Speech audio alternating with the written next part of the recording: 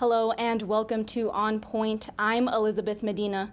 The past year has seen a surge in violence and hate crimes against Asian American and Pacific Islander communities. The Center for the Study of Hate and Extremism at California State University, San Bernardino, recently found there was a 145% increase in anti-Asian hate crimes nationwide between 2019 and 2020. Los Angeles saw more than twice the number of anti-Asian hate crimes last year, even though hate crimes overall were only up 9%. But those are only the incidents we know about. Many Asian American and Pacific Islander communities are reporting a surge in everything from verbal threats to physical attacks, many of which have gone unreported. President Biden has acknowledged the increase in racism Asian Americans have faced. It's been a year of living in fear for their lives, just to walk down the street. Grandparents are afraid to leave their homes. Small business owners targeted and gunned down.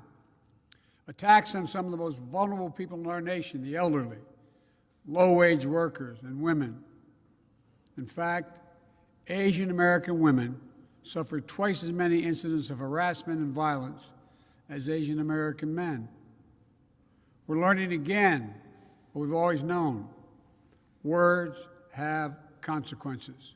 Biden spoke on the issue earlier this month after a white man went on a shooting spree at 3 Atlanta area spas. Authorities say he confessed to killing 8 people. 7 of the victims were women, 6 were of Asian descent. Local authorities have repeated the suspected shooter's claim that he was not motivated by race.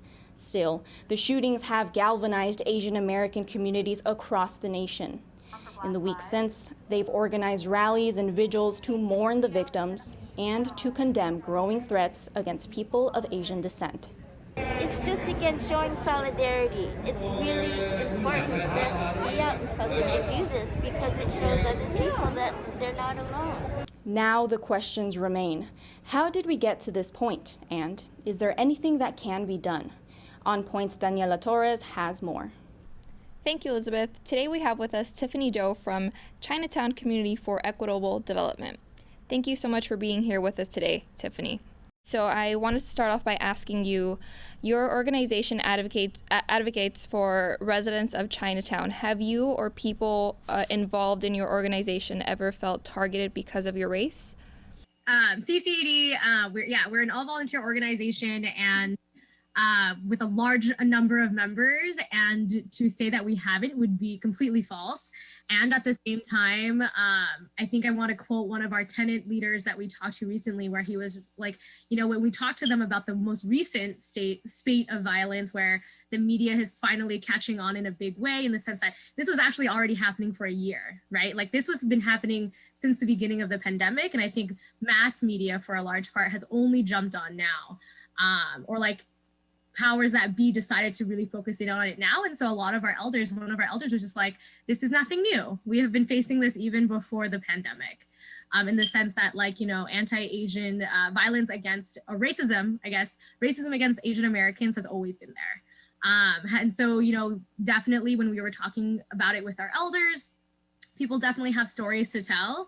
And I think, it definitely has happened. I don't think like in other places and cities, they have been as egregious, right, in terms of being documented, or when they haven't gone as viral, but things do happen, as it does in a lot of communities, but especially in communities where they are under-resourced, right? So I know that recently we've all seen a rise in discrimination against Asian Americans throughout the country. Are there any specific experiences that you would be comfortable sharing, that maybe someone that you know of or that you have gone through recently? I mean, I think too, I think you have to remember, for us at CCED, because we are an organization that fights gentrification, for us, that violence really comes down to economic violence. And so the stories that we focus on and that we that we like to tell are about how gentrification is really completely tearing apart our community. The way that the evictions really kick people out, that is violence, right? That is part of anti-Asian violence, when Developers come into the Chinatown community, refuse to acknowledge the humanity of our elders, and then refuse to give our elders the amenities and the services that actually serve the working class elders that live in our community, and instead cater to middle class gentrifiers, often white folks, sometimes even other Asian Americans that have class privilege, right? So we think that that is the form of violence that we tend to focus on when it comes to incidences of racism, right? Like this entire system of gentrification in which our community is being displaced is incredibly violent because people are literally being kicked out of their homes. And so that is definitely one aspect of violence that, like, in terms of our organization, are like our perspective when it comes to what's happening. Yeah, definitely. A student that we spoke to, Nguyen, he's a Cal State Long Beach student. He actually shared with us that he's experienced discrimination even while using public transportation lately as well. Yeah, sometimes, like when I took in the bus to go to school, and then, people like, they like, they try to like stay away from me. And then, they say something bad about me. So then I just like leave them and then go to another seat.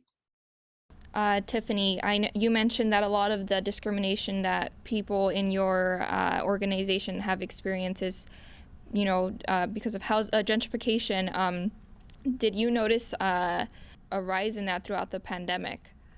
Yeah, the pandemic has definitely made a lot of things worse when it comes to violence upon low-income immigrant communities, right? In the sense that, like, number one, there was the beginning of the economic violence when people decided not to come to Chinatown, and that really hurt our businesses, right? They saw Chinatown as a pariah where the virus would be, when actually we've been quite safe because we take care of we've been safe, which helps keep the community safe.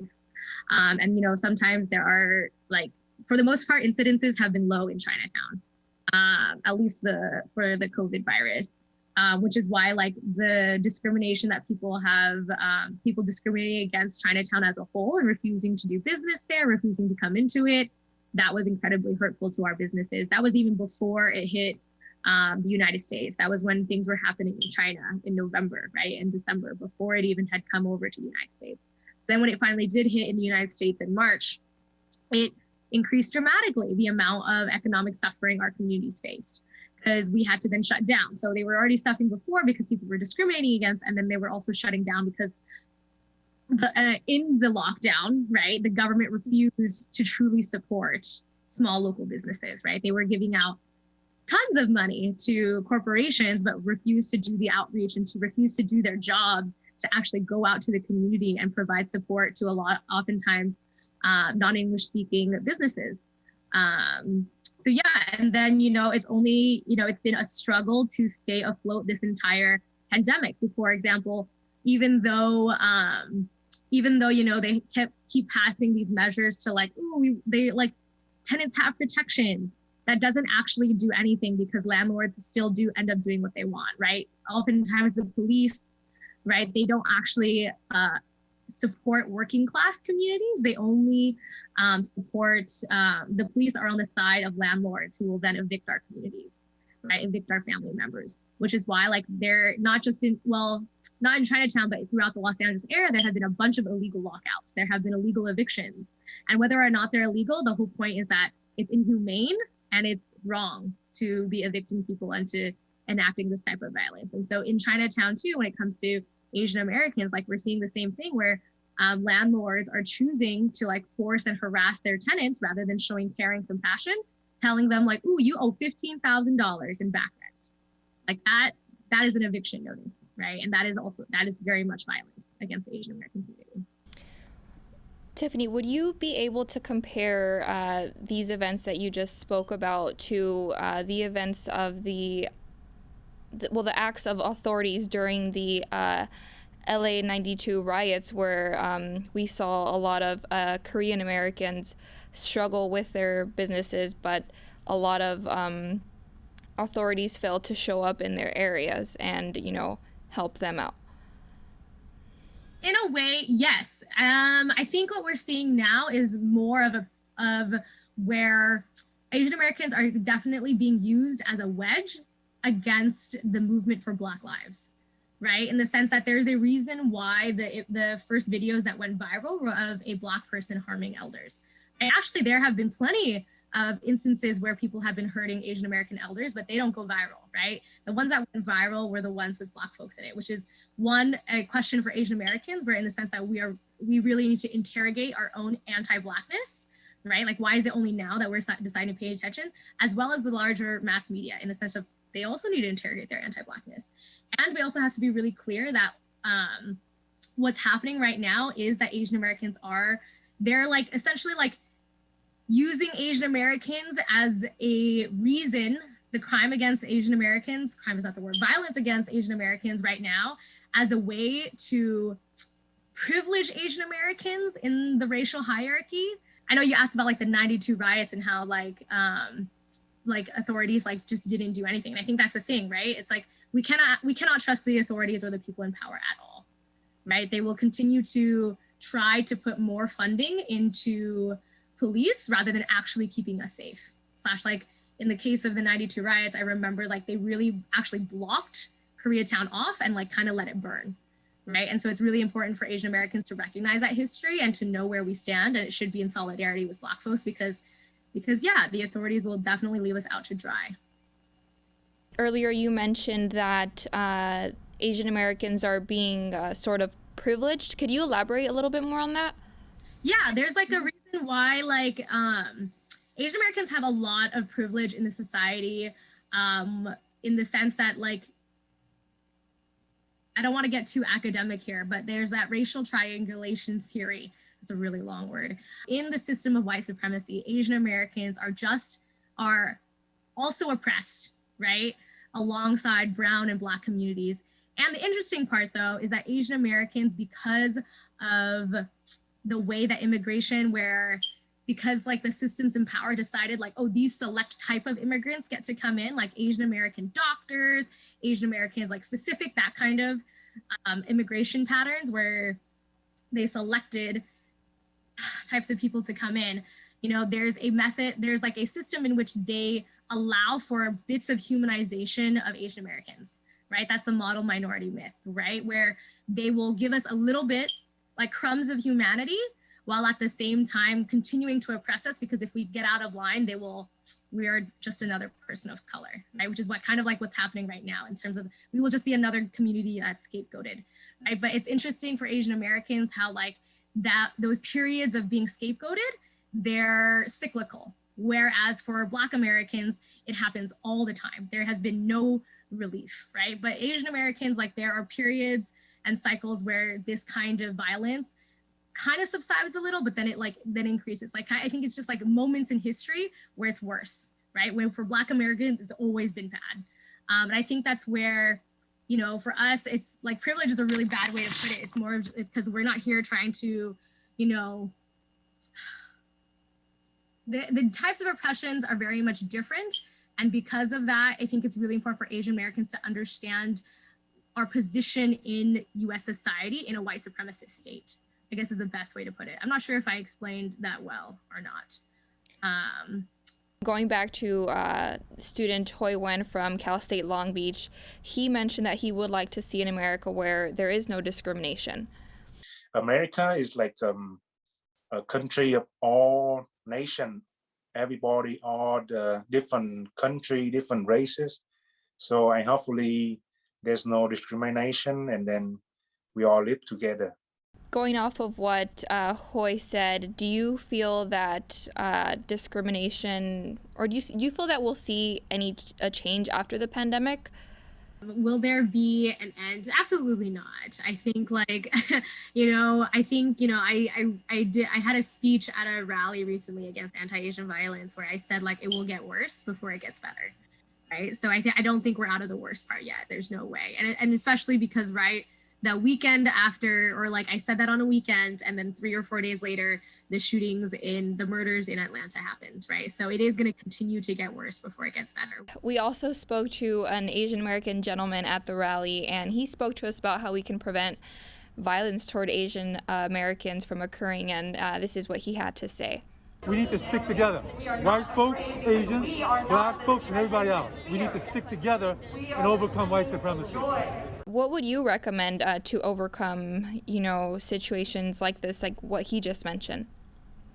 Exactly. We should definitely stick together. I think that's definitely what we mean by Asian Americans are really faced with a choice right now, which is to call for more policing of our neighborhoods or to reject that call and stand with the Black liberation movement and say, no, we want to defund the police. We would like to abolish the police because we know that police are essentially the strong arm of white supremacy.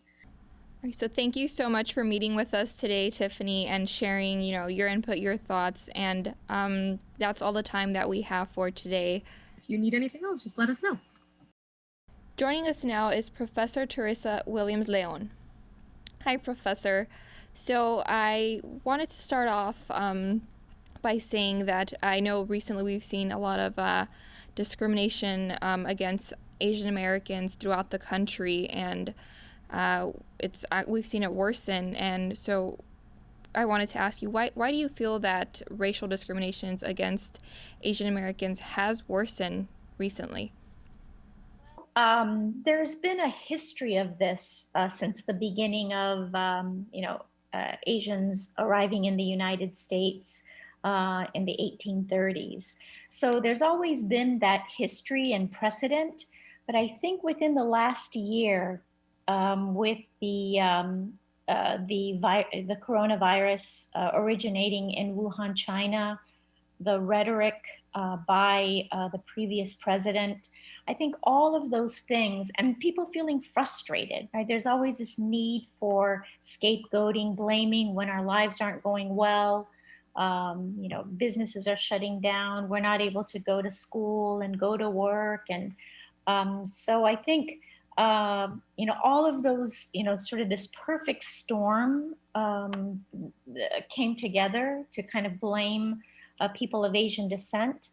And, we see this in the history that, in previous hate crimes in the 1980s and the 1990s, where, all Asians are the same, right? So it doesn't matter if somebody is Chinese, Japanese, Thai, Filipino, that, if we see somebody who's Asian wearing that so-called racial uniform, if you will, then, people see, one Asian, Chinese, all the same. I'm not happy, I'm going after you. Do you feel that Trump's use of the term China virus gave other Americans permission to use it and potentially harm other Asian Americans? Absolutely, right? I mean, the tone is being set from the top, right? The bully pulpit of the president. And it's not just China virus, but, epithets like Kung flu. And he even changed in one of his speeches, right, to foreign flu, right? So again, Asian Americans being perpetual foreigners who really don't belong here, bringing diseases and all these awful things to our country. So all of that, I think, plays into it. And, it has been a part of America's subconscious, right, to have these kinds of prejudices always sort of underneath the surface of American society. So when things like this happen and you have a president using inflammatory language, it all boils up to the surface. And that's what we're seeing. And you mentioned that, this discrimination didn't just start throughout the pandemic. There's a history of it. And more than a century ago, San Francisco segregated immigrant students from Asian countries into separate schools. How has the history of this segregation formed, the modern experience of being an Asian American? Right. Well, I mean, the laws have definitely played a role in marginalizing and excluding people of Asian descent. The Chinese were the very first, for example, to be kept from immigrating based on national origin and race, the Chinese Exclusion Act. A few months before the Chinese Exclusion Act was enacted, the then governor of California, George Perkins, declared March 4th, 1882, an anti-Chinese holiday.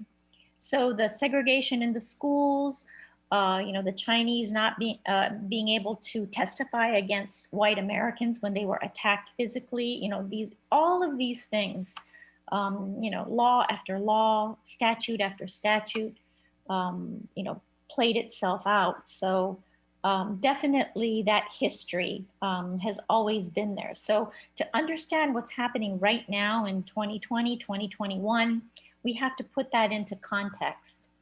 And gender also plays a role. We see the intersection of racism and sexism playing a role. Between March of 2020 and February of 2021, there were almost 4,000 attacks against people of Asian descent. And about 68% of those attacks were against women. And another significant number were against the elders in our communities. Why do you feel that, women and elders of Asian American descent have been targeted more? It may be that there's a sense that they're more vulnerable. It's really about exertion of power over people. And so I think perhaps that's partly why, right, women and elders being, spat on, beaten up, attacked, robbed. Recently, there was an 84-year-old Thai grandfather, Vicha Ratanapakdi, who was shoved, and the force blunt of the shove in Oakland, California, led to his death. There's also a 61-year-old Filipino man in New York City who was slashed with a box cutter. In San Jose, a Vietnamese grandmother was assaulted and robbed. We can go on and on with these, these horrific cases of elders being attacked, as well as women. Of course, yeah. And then I know there's a number of historical events, like you mentioned, where Asian Americans have experienced discrimination, and it leads me to ask about the internment of Japanese Americans. And was that ultimately a form of racism performed by the government? And do you see any similar acts in our system today? Absolutely. When we look at Americans of Japanese descent, right, whose civil rights were denied.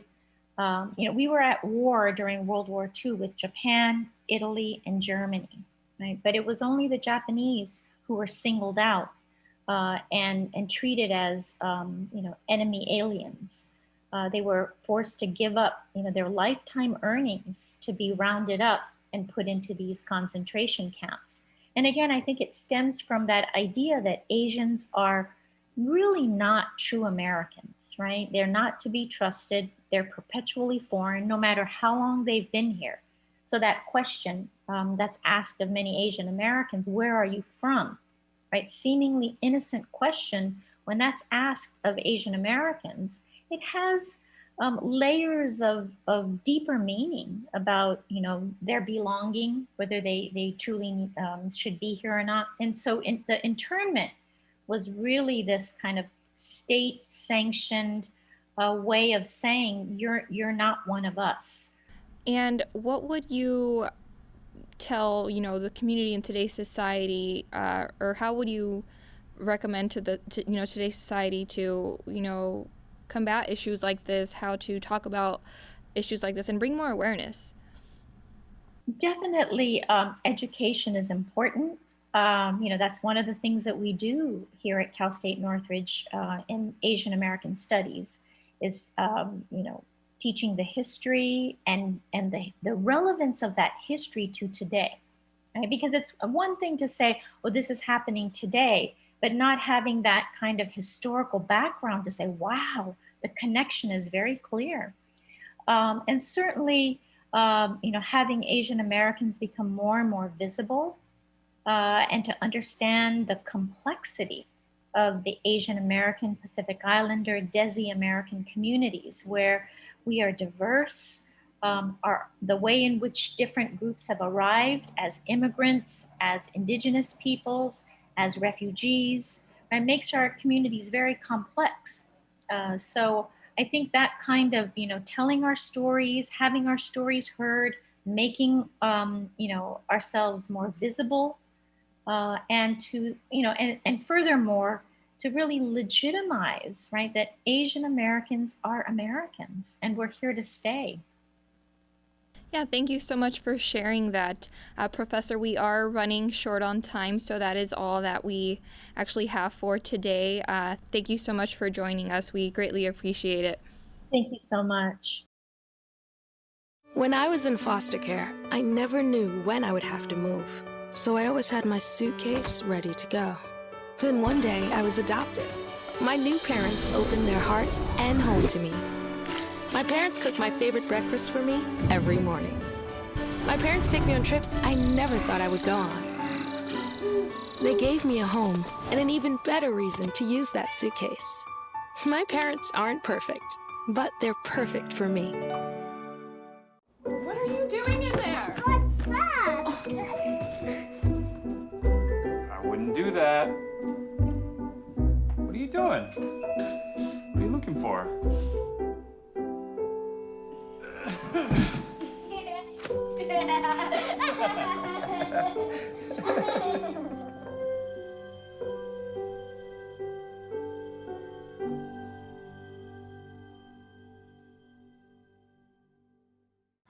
Yo, Scott. Hey. I'm heading out, man. You want to ride? No, I got my car, but I actually really need to go to the bathroom. Oh, you know what? I was just in there. The line is like 10 people long.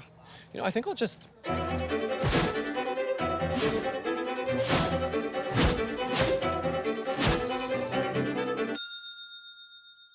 Dude, are you okay?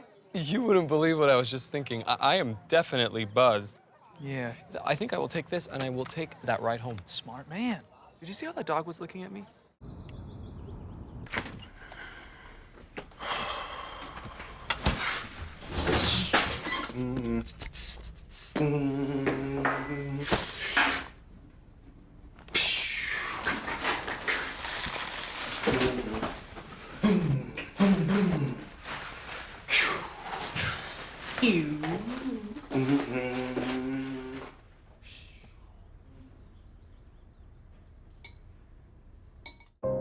Here's to the things that can keep us safe. And now, those that we carry with us everywhere will bring us wireless emergency alerts. With the unique sound and vibration, you'll be in the know, wherever you are. Thank you for watching On Point. You can follow us on social media at CSUN On Point. You can hear us on KCSN 88.5 FM on Sunday mornings. You can also watch us on LA 36 and Santa Clarita Valley Television. For Daniela Torres and producers Kristen Karmazin, Angela Gonzalez, and Bryce Wayne, I'm Elizabeth Medina.